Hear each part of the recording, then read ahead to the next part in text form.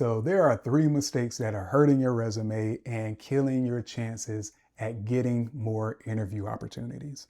Now, my name is Damon Jones, and I've been in the IT space for about 18 years.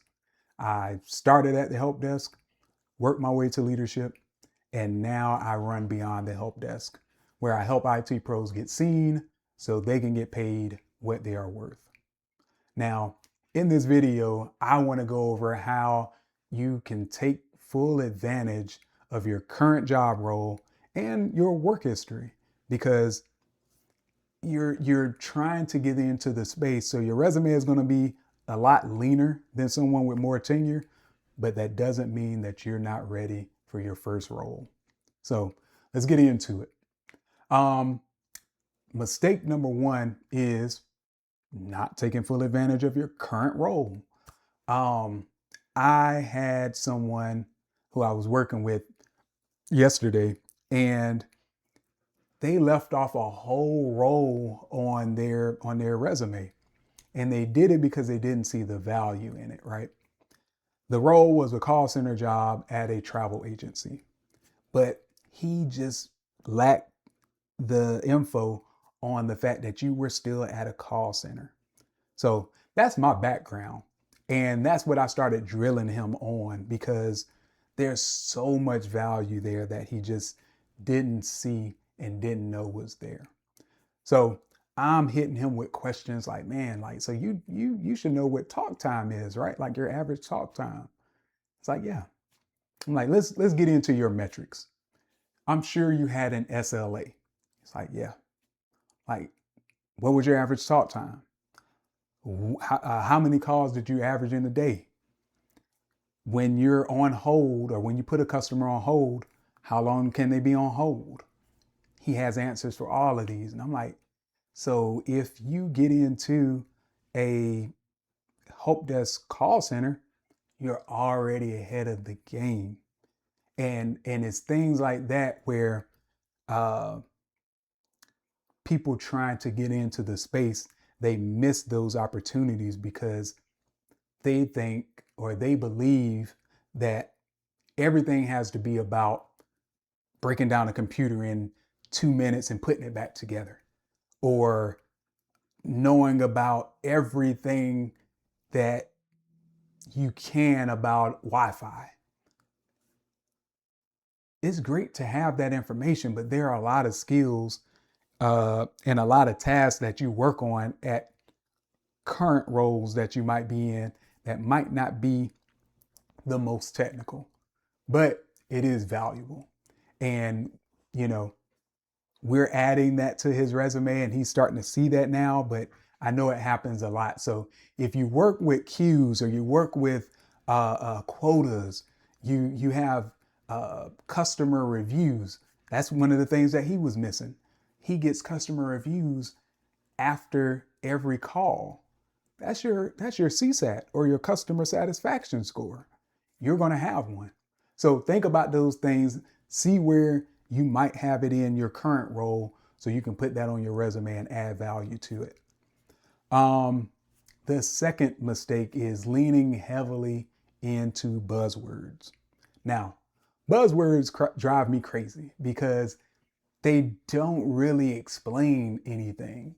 Like, if someone comes up to me and they say, you know, I'm dependable and I take a lot of initiative. Says who? Like, I don't know what that means. You have to be able to show me by proving it with things that you've done and numbers that you can pull from your past work history. Put it like this. I'm a basketball guy. So if I am hiring for a point guard position, and you come up to me and you're like, with just talking, you come up to me and you say, I can dribble the ball and I can shoot. I will hear that and go, says who? Because I have to believe what you are saying. So give me something that will help me believe you. Another person might come over and say, I shot 40% or 43% from the 3-point line last season. That is giving me numbers. It gives me a baseline or an anchor to go, okay, I know what a good 3-point shooter is. A great 3-point shooter shoots 40%. So you're shooting 43, 42. Okay, you can shoot. There is proof behind it. Then I might ask you, how many 3-pointers did you shoot? Which is something you should have added. But if you didn't, at least you intrigued me enough to ask questions. So a great bullet would be, I shot 43% off of, and I'm terrible on math, but whatever, and put in how many shots you shot and how many shots you made. That will make it a lot more apparent to me and how well you shoot. That's the goal. That's what you're trying to do. You want to put a value on the bullets that you have, not just saying that you do things that sounds like the job description. So you telling me that you can shoot, but in the job description I say I need someone who can shoot. Don't read the job description back to me. I wrote it. I don't need that. So keep that in mind. Make sure you're adding numbers to your bullets so I can see your story and see your proof. Mistake number 3 is assuming that the tools that you've worked on at your current job or your previous, work history does not translate to tech. So oftentimes I see people leave off some of the software that they worked in, but it's because, again, they don't see the value. So the gentleman who I was working with as a student, he left off the fact that he worked a lot with Salesforce. Salesforce is huge in the IT space. And again, that happens a lot. So you might want to look at your tool set and see, are they being used in the IT space?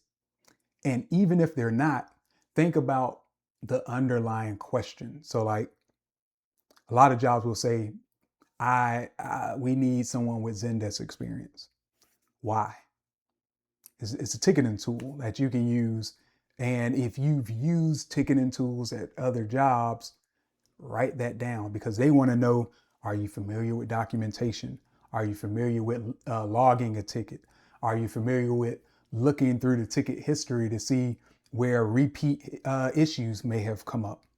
They want to know if you know your way around one, and it doesn't have to be Zendesk. Zendesk would just be a plus. But another way of thinking of it would be a mechanic that works at Honda.